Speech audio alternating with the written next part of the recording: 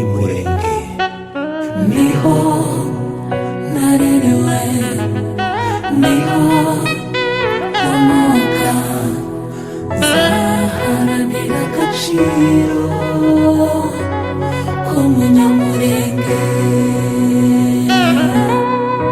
Namenye ko umugabo yigira yakwinanirwa agapfa, iby'agaciro ke bikarangiriraho.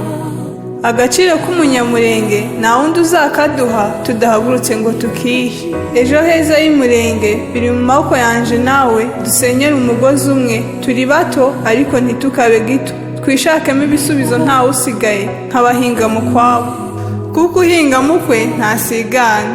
Zana ibuye nzana idafari, twiyubakire iwacu umurenge, kuko aho tuva turahazi n'aho tugana turahazi. Duhaguruke tuje imbere twese, haba abahazi ndetse n'abatahazi.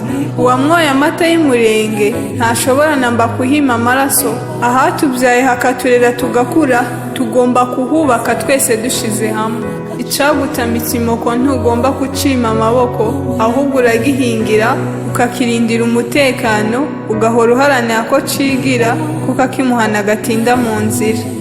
Twihesha agaciro nk'abana b'umurenge.